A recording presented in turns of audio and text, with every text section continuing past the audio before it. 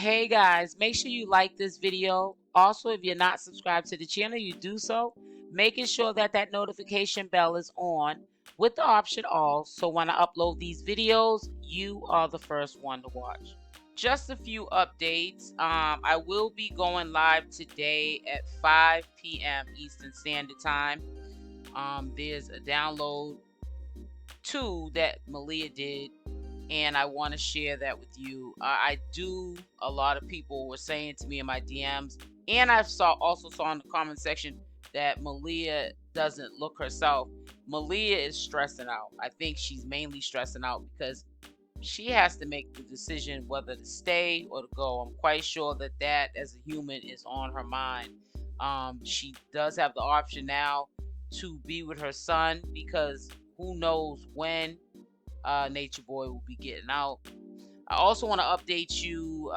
It was put in my comment section that Natureboy has an eviction, and there's a for rent sign outside the door now, where it wasn't before. So allegedly, they're saying that there are two people that own the property, but they have a management company manage all of what's going on with the renting situation with any tenants that rent from that home. There are two investors that are Asian. They're overseas investors. So a lot of people say, well, why hasn't he been evicted? Sometimes investors don't want to deal with all the hassle of getting involved with the tenants. You know, it's an investment. They want to deal with the money aspect of it, so they hire a management company to deal with that. So the management company is dealing with this Natureboy situation. So what I'm thinking, and I'm going to get into depth about Zoka, but I'm going to let you guys listen to the video, and I'll be back with the rest of my commentary. But before we go into the video, I just want to say that you have to understand, if there's a for rent sign, they're there buying time. They know that if they refuse to leave, that they're going to have to be dragged into court, and it's going to buy them time. Usually 9 times out of 10 when people do this, that's because they're really not prepared to move in 30 days and they need more time. That's usually majority of the time what the situation is. There's other situations where people refuse to leave. It could be because it's a slumlord or something like that, but they're buying time, and they know that if they refuse to leave on the date that is required for them to leave the home, that they don't have to pay rent, and they're going to be dragged into court. That is saving them whatever that rent is on that rental. They can pocket that, save it up for Natureboy's legal fees and canteen. And I believe that's what they're doing, besides them doing these downloads like Zoka's up here doing, clowning. But I'm going to let you listen to the video. I will be back with the rest of my commentary. Peace to all the gods and goddesses here in Chance and Opportunity. Welcome back to the Lighting in Mind. Welcome back to learning about knowledge of self, understanding who you are, and not understanding who you are at the same time, because you're unconceptualizable. So today we're going to be talking about, did God make man, or did man make God? Did God make man, or did man make God? Who told you about God? Who told you about God? Was it your mama? Was it your grandma, grandpappy, your pastor, your sister, auntie, uncle? Who was it? Was it God that told you about God? Was it a mystical voice or someone that just came into you in the mist and spoke into your ear? Or you had a vision of God before someone told you about God? No, because we were all programmed to believe in what? A man in the sky that was going to come and save us. That is not true. Wake up. Did God create man, or did man create God? Because from my knowledge and my recollection, man created God. Man told me about God. Man told you about God. And if man never told you about God, there will be no God. It would just be us existing as one another, and then we will probably honor each other as God, as nature does, as understanding why we are even in this plane of existence, to know who we are, and we would just be like, oh, you're a reflection of me. You're a piece of me, and I'm just going to honor you because we are here in the same vessel, same being. You have arms, I have arms. We just relate on a more animalistic nature. But the fact that we can speak, the fact that we think, that we have free will, disconnects us from God. The fact that we are in a mind state that disconnects us from God every single day, from our television, from the chemtrails in the sky, from the food that we eat that is genetically modified, from the music that we listen to, the clothes that we put on our bodies that make us shameful of our sexual nature, us not even learning about sex and hiding it and being shameful of it. All of these things, and even placing God in a book that seems that it can be, you cannot attain God. God cannot be something that you have a conversation with. God is something that is just in the air and mythical, and that you just have to wish and believe in without any facts. But that's not true. God is what's righteous, and what is righteous is what is facts. God is morally good, and just because it's morally good does not mean that there's no bad side to God, because it says in the Bible that God, yes, I do all these things. I create good and evil. So God has to be the balance of good and evil, the balance of light and darkness. You see, all things come from darkness. We are this being. We are God in oneness. We are all one. We are all love. We are all evil. We are all this one being of God shattered up into fractal different pieces of itself to experience itself. You see, we forgot that we were gods, and we got told a story about us having to worship a separate God, envisionary God in the sky, and we forgot that we're supposed to be worshiping one another and honoring one another for our gifts and talents and servitude and the things that we bring to this earth plane, for us to understand, oh, you have that aspect of God, I have this aspect of God, and to honor and worship one another. You see, but when the 7 deadly sins come into our beings, we start to be in the illusion of separation, and we start to disconnect ourselves from God. We start to disconnect ourselves from humans. And we should not be doing this, because if we read in the Bible, it says you should love, the greatest commandment to honor is to love thyself and love thy God with all your heart, and to love your neighbor. So you have to love yourself. You have to love your reflections. You see, we're all DNA. Everything that you see around you in this external view is DNA. We all come from the one love, one mind, one light. And this is broken up into different fractal pieces of itself on different frequencies. You see, you might be red, yellow, green, blue. And I might be the color brown. You might be the color red. And so when you look at me, you're perceiving yourself through that frequency that you've been programmed to think on. But if you open your mind up, if you allow yourself to think different thoughts, sometimes you're locked because of your astrological program. Sometimes you can't understand what the Most High 𝗪𝗪𝗪𝗪, the Christ, is talking about, because you hold that perspective of what the system of America has given you when it comes to that mindset of thinking that you have to work for a 9 to 5. You have to abide by the laws that they give you, when there's natural law that you naturally do not abide by, but you're abiding by a man's law. But you do not see that man is God to you, because you work every day for that money to support your house, to support your rent, to support your car, to support you with clothes on your body. And this is constantly making you disconnect from God and not understand who you are as a child of God. You're disconnected from the source. You're not appreciating the aspects and the traits and the gifts that you have. You're being a battery to be something that's going against the system and against who we are as chosen, enlightened beings that's supposed to be constantly connected to the earth, streaming God's light, constantly being reflections of God, constantly seeing the light in one another. That's why black people in the system, you are the lit ones. You are what bring everything into culture. You are swag. You are dope. You are cool. You make a word feel something. You make people feel words. You make people feel rhythm. God doesn't speak in the language that I'm speaking to, like English. God speaks in mathematics, movements, and music. So you understand that we are unconceptualized beings trying to understand ourselves through one another. But a lot of the times we just trap ourselves in a book of what someone has told us. So did God create man, or did man create God? God created man. Well, how would you say that? You would say, well, God breathed life into man's body. So that means God had to have taken breath from itself and breathed it out also. Where did God get its breath? Well, I get my breath from the trees. Did God ignore the trees, or is God off of the trees? You see, you got to think about these things. You can't just believe what subjectivity and what feels right. The Bible feels right to a lot of us, but we have to also feel that feeling and question the details of it, because it is written by man. It was not written by God. That's why they have a King James version, an NIV version, so many different versions of what the truth, and all these different religions are filtered in different perceptions of a man. So we can all take our different perceptions and see, oh wait, the totality and the moral of all religions is what? To love one another, to be compassionate for one another, to see each other and to do the righteous thing at all times, to live based off facts. Religion is just science in reality.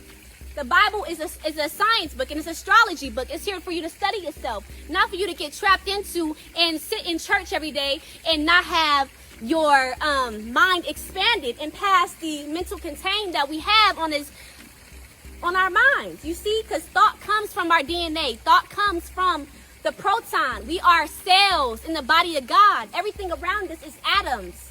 This is biology. Everything around me is atoms made up of matter. And this matter is just 99.999 empty space. This is really just nothing. This is really just a hologram from our mind. If you take away all your senses, is there any existence? No, this existence is a tangible, and this existence is tangible based off the observation and the senses of the person observing the external world. So you need to be observed as one, and you need to have an observation. You need to be observed, and you need to have an observation, something to observe. You see? So when we take away all our senses, this reality no longer exists. Everything is coming from your mind, your brain, and it's telling you what you are perceiving. And your perception is based off your astrological program, but it's also from your genes and your genetic code.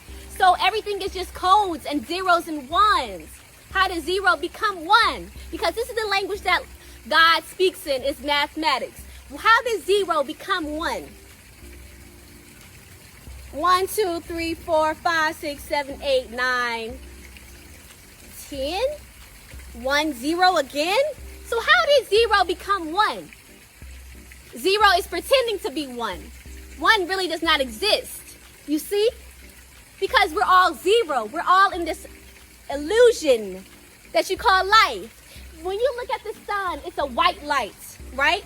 And behind that white light is pure darkness. What is fueling the white light is like a vacuum, sucking all the darkness, and it's going to be this circle of lights coming through. Just like your eyeballs. You have a retina, you have photons entering your eye, and then you have electrical signals going through your nerve, through your brain, and then you're going to have that nerve be connected to the back of your brain, and that's going to show you what you see in this external reality. How is your brain that is encased in darkness telling you what you see?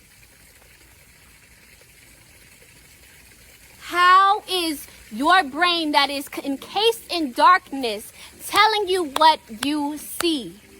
Is that even real? You see, we have to question these things. We're believing things too easily, right? We're believing things too much. And why do you think that it's so hard for black people to get outside of themselves and to worship one another? Because we've been taught to hate ourselves. Of hating the dark skins, hating the light skins. Of woman hating a young woman. Older woman hating a young woman. Black older men hating a young black old men. Woman against men. The families are separated. We are in fear of the so deeply in our genetic code to fear for over 400, 500 years. It is time for us to wake up as black people and to see that the system is against us. It really is just a game that you're playing on your mind for you to see if you have faith in God, for God to provide for you. For God to give you the water that you need. Not for you to go into a grocery store and say, this is the water that I need. Not for you to go into a grocery store and pick up fruit from the aisle that is $5 for a mango. But you can go to a tree outside and give honorance to that tree. And give worship to that water. And give to worship to the sun. And say, I'm thankful for this fruit being here. I'm thankful for you honoring this spot where this constellation, this star, it's a portal, so I can eat something every day and come here. The birds come here every day, take a bath in the river. They come and find nuts and fruits, and there's a little nest right here for baby chickens, baby birds to be fed every day. They're taken care of. They have a shelter and everything. Why are we the only beings that think that we have free will? You are not having free will. You are being tortured for your own doing of you going against and being disconnected from God and not having full faith and full knowing, because faith is knowing, full understanding and scientific proof of what you should do as a people of God and as the children of God. It is time to wake up. It's time to get your cells and your DNA awakened and activated. And you cannot get your DNA awakened and activated to the same thing you did last year. You can't. You gotta get up. You gotta do something different. You gotta get up, get out, and get something. Black people, it's time for you to wake up and to be a part of the change. The change ain't gonna come for you. There's been many times when we tried to change the system. We cannot change the system. We have to leave the system. Exit ourselves. Quit your jobs. Stop working for money. You do not need to work for money. We need people. People is the greatest commerce. You are what powers the system. And you getting your own business and your own type of bank, that's never going to work, because all money goes to feeding that cancer.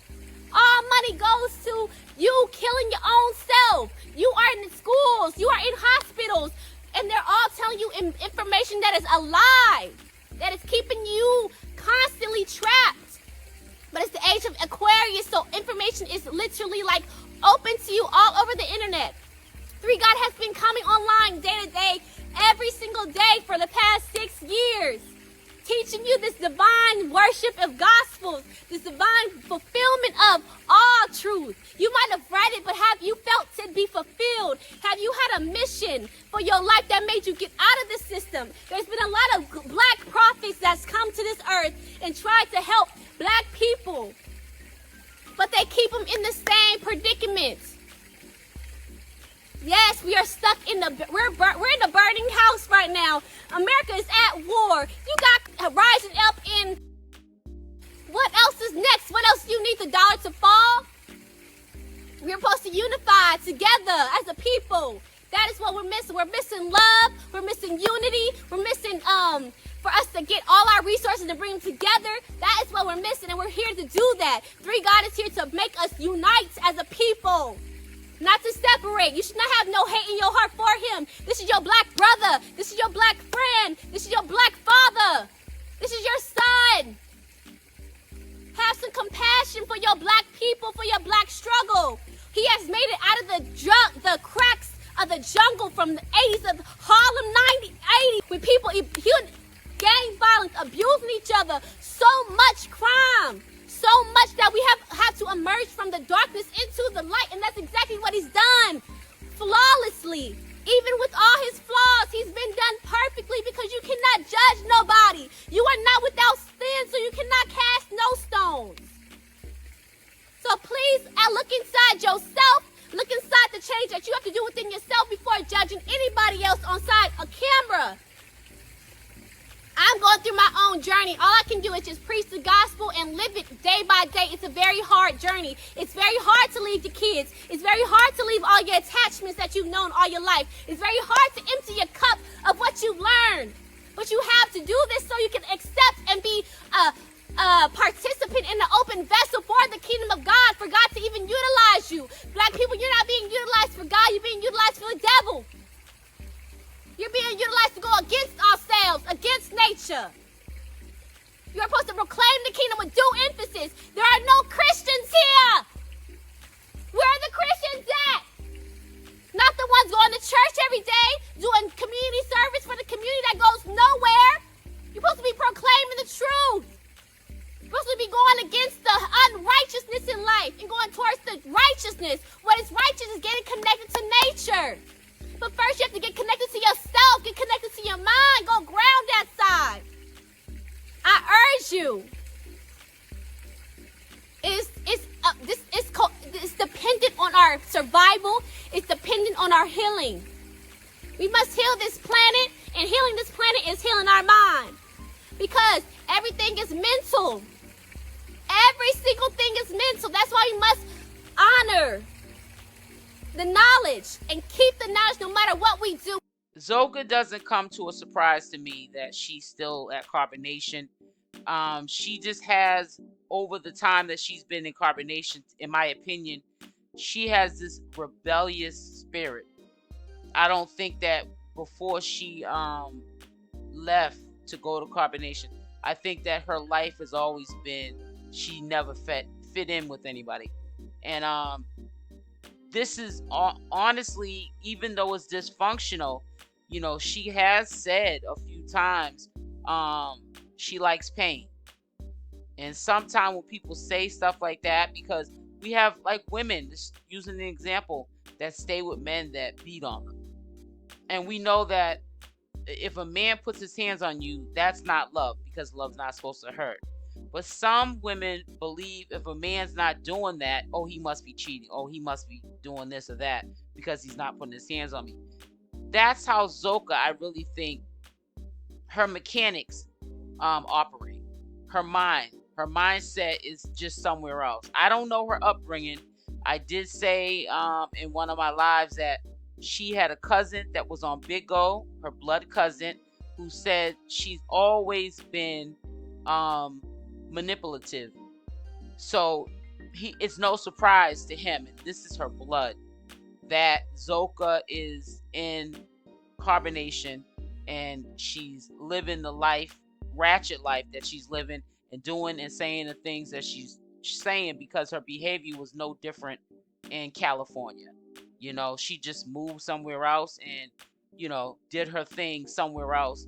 But Zoka is being who Zoka is, you know, and when people tell you who they are, you need to believe it. Zoka is telling you who she is. Right now, I believe this is fun and games for the girls because, one, they're not in jail, Natureboy is. Two, they're able to be free. Now, I just hope that this time, because see, God don't make no mistakes. I hope that they take this time to realize, though, while they're sitting there feeling free and don't have to worry about being on edge because Natureboy is not messing with their mental, that they want to feel like this all the time. And they know that when he does get out, they need to decide now, is this what they want for the rest of their life, that he's on earth? Because right now it's a cakewalk, it's a vacation, but it's gonna go back to the way it was if Natureboy gets out, if and when he gets out. So, you know, hopefully, you know, everything happens for a reason, whether it's good things or bad things. And I believe something always good comes out of something. And I hope that Zoka, because she's talking crazy on this live, I hope that she realizes that she sounds crazy, she looks crazy, she needs to get herself together. And being over there with Natureboy is not where it's at. She's got to get herself right. You know, this is not a joke. Our lives are not a joke. And we need to really take this life, because we only have one, really seriously, because it's only lasts for a short second. Look at the time you were born and that dash in between, and then you look at the time someone passes away on their gravestone, and that time is so short. And we can do a lot better. And I'm not gonna say we as in melanated people or black people, African, all the world, everyone in the world, we all can do a lot better. But if you knew better, you would do better, is how I look at it. So like I said, people are gonna do what they want to do. You can lead a horse to water, but you can't make them drink. Zoka has to see things for what it is on her own time.